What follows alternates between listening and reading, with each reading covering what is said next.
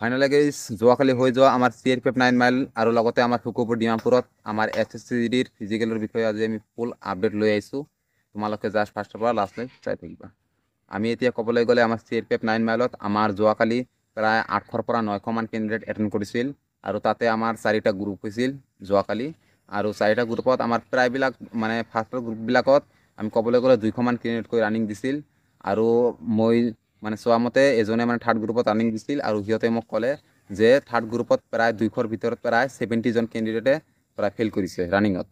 আৰু হাইট টেষ্টত মানে বহুতে ফেইল কৰিছে আৰু লগতে যিবিলাকে এনেক্সাৰ লৈ যোৱা নাই সেইবিলাকে কিন্তু মানে এনেক্সাৰ 9খন লৈ যোৱা নাই, হাইট টেষ্টত কিন্তু প্ৰায়বিলাকে ওলাই গৈছে।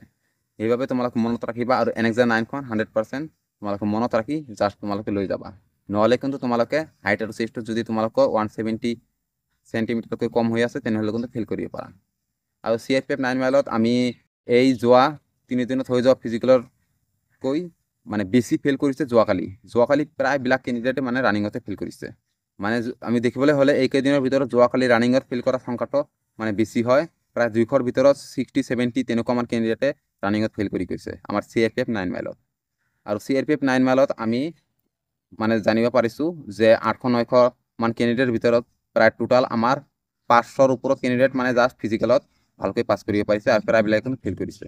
আৰু CRPF 9 মাইলত তেনেকুৱা হৈ আছে বহুত কেণ্ডিডেট মানে এটেণ্ডে কৰা নাই। সেইবাবে মই কৈ আছোঁ CRPF 9 মাইলত যদি তোমালোকৰ ফিজিকেল আছে তেনেহ'লে তোমালোকে অলপ ৰানিঙৰ কাৰণে ভালকৈ প্ৰেক্টিছ কৰি যাবা। আৰু যোৱা 3 দিনত যিটো ফিজিকেল হয় তাত কিন্তু ৰানিঙত মানে প্ৰায়বিলাক কেণ্ডিডেট ভালে পাছ কৰিছে। মানে 200ৰ ভিতৰত 40-45 তেনেকুৱা মানে কেণ্ডিডেট ফেইল কৰিছে। কিন্তু যোৱাকালি যিটো ফিজিকেল হৈছে তাত কিন্তু 70-60 তেনেকুৱা ল'ৰা ছোৱালী ৰানিঙত ফেইল কৰিছে তোমালোকে জনা। আৰু এইটো মনত ৰাখিবা।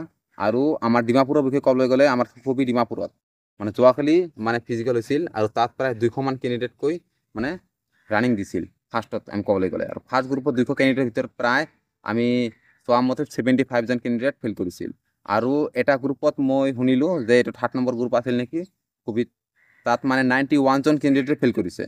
আৰু সুকবিৰ কিন্তু প্ৰায় গ্ৰুপতে মানে 200ৰ ওপৰত কেণ্ডিডেট দিছে। ফাৰ্ষ্ট গ্ৰুপত 200 দিছে, তাৰপিছতবিলাক গ্ৰুপত 250-300 তেনেকুৱা মান কেণ্ডিডেট ৰানিং দিছে। আৰু সুকবিত তোমালোকে জনাই আমাৰ 500 মিটাৰৰ যিটো গ্ৰাউণ্ড হয় তাত আমাৰ 10 ৰাউণ্ড মাৰিব লাগে। আৰু তাত এনেকুৱা হৈছে মানে এজনে আমাক মানে কল কৰিছিল, সিহঁতে জাষ্ট খালি ৰাউণ্ডটো কাউণ্টিঙত ভুল কৰিছে বাবে ফেইল কৰিলে। 9 ৰাউণ্ড সিহঁতে ক্লিয়াৰ কৰিছিল আৰু সিহঁতে 21 মিনিট 7 ছেকেণ্ডত সিহঁতে ক্লিয়াৰ কৰিছিল। সিহঁতে ভাবি আছিল যে 10 ৰাউণ্ড হৈ গৈছে। এই কাউণ্টিঙত ভুল কৰাৰ কাৰণে সিহঁতে ফেইল কৰিছে। বহুত সিহঁতে মানে কান্দিছে, সিহঁতে বহুত মানে কষ্ট পাইছে আৰু বেলেগ মোৰ লগত ডিছকাছ কৰা নাই, জাষ্ট সিহঁতে ফেইল কৰিছে বাবে সেইটোৱে জনাইছে। দাদা মই 21 মিনিট 7 ছেকেণ্ডত মই কমপ্লিট কৰিছিলোঁ, 9 পাক কমপ্লিট কৰিলোঁ, 10 পাক কমপ্লিট হোৱা নাই, মই ভাবিছিলোঁ 10 পাক হৈ গৈছে, তেনেকুৱা কৈ মোক জনালে। আৰু তাক মই কৈলোঁ যে টেনশ্যন কৰিব নালাগে, তোমালোকে আৰু চেষ্টা কৰি থকা, নেক্সটত 100% তুমি পাছ কৰি যাবা। আৰু এটা কথা হ'ল তোমালোকে কিন্তু এনেকুৱা ভুল নকৰিবা, কাউণ্টিংটো সুবিধা যদি দি আছে কাউণ্টিং ভালকৈ কৰিবা। আৰু সেইটো চেণ্টাৰৰ বিষয়ে মই সুধিলোঁ আৰু শুনিলোঁ যে ভালকৈ বেলেগৰ পৰা যে সেইটো ভি টাইপৰ হয়, যিটো গ্ৰাউণ্ড আছে সেইটো ভি টাইপৰ হয়, তাততো ৰাউণ্ডটো ঘূৰিবলৈ অলপমান কষ্ট হৈ যায়। আৰু তাত বোলে ৰাউণ্ডটো ঘূৰিবলৈ 5-6 ছেকেণ্ড মানে এনেই মানে গুচি যায়, মানে ৰাউণ্ডটো যেতিয়া ঘূৰি যায় মানে ভি শেপৰ মানে গ্ৰাউণ্ডটো হয় শুকুবি ডিমাপুৰত। সেইবাবে শুকুবি ডিমাপুৰত যদি তোমালোকে ফিজিকেল দিবলৈ গৈ আছা ৰানিঙৰ বাবে, যদি এতিয়া তোমালোকৰ 2-3 দিন যিমান দিন হাতত আছে তোমালোকে এইকেইদিন ভালকৈ কৰিবলৈ চেষ্টা কৰিবা। আৰু যদি আমি কৈ আছোঁ তোমালোকৰ শুকুবি ডিমাপুৰত কিন্তু মানে হাইট টেষ্টত বেছি ফেইল কৰা নাই, বেছিভাগে আমাৰ ফেইল কৰিছে আমাৰ ক'বলৈ গ'লে ৰানিঙত বেছি ফেইল কৰিছে। আমাৰ CRPF 9 মাইলতকৈ শুকুবিত বেছি ফেইল কৰিছে।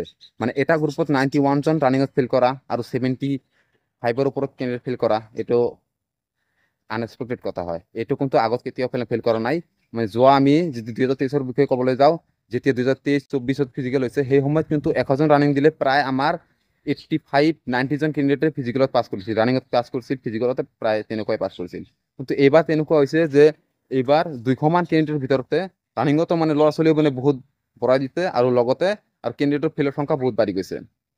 আৰু এই বাইডিটো লগৰ কাৰণে এনেকুৱা হৈছে বহুতে মানে ছেকেণ্ডৰ কাৰণে আমাৰ ফিজিকেল ফেইল কৰি গৈছে। সেইবাবে তোমালোকে ইমান টেনশ্যনো কৰিব নালাগে, যদি ঘৰত ভালকৈ প্ৰেক্টিছ কৰিছা তোমালোকে 9 মাইলত দিবলৈ গৈ আছা 100% পাছ কৰিবা। আৰু শুকুবি ডিমাপুৰৰ গ্ৰাউণ্ডটো মানে প্ৰায় ভালেই আছে, তোমালোকে যদি কষ্ট ভালকৈ কৰিছা 23 মিনিট আহি আছে, তথাপিও তোমালোকে 4 মিনিট আহি আছে, পাছ কৰিব পাৰিবা। তাত গৈ অলপমান জোৰ লগাবা। আৰু তোমালোকৰ কৈছোঁ ডকুমেণ্টৰ বিষয়ে টেনশ্যন কৰিব নালাগে, তুমি জাষ্ট ফিজিকেলটো ভালকৈ কোৱালিফাইড কৰিবলৈ চেষ্টা কৰিবা। আৰু তোমালোকৰ মানে কেতিয়া ফিজিকেল আছে তোমালোকে এইটো ডেটটো জনাবা কমেণ্টত। আৰু তোমালোকে যদি আজি গৈ আছা ফিজিকেল দিবলৈ তেনেহ'লে ফিজিকেল আপডেটটো তোমালোকে আজি মোক জনাবা নেক্সটত। আৰু লগতে যদি তোমালোকে এটা দুটা বা ভিডিঅ' কৰিব পাৰা তেনেহ'লে মোৰ কণ্টেক্ট নম্বৰ মই দি দিম কমেণ্টত, তোমালোকে কণ্টেক্ট নম্বৰ দি দিবা। তোমালোকৰ ভিডিঅ' মই ইউটিউবত লৈ আহিম নেক্সট ভিডিঅ'ত। আৰু তোমালোকে যদি ভিডিঅ'টো ফাৰ্ষ্টৰ পৰা লাষ্টলৈ চাইছা তেনেহ'লে সকলোকে মই ধন্যবাদ জনাইছোঁ।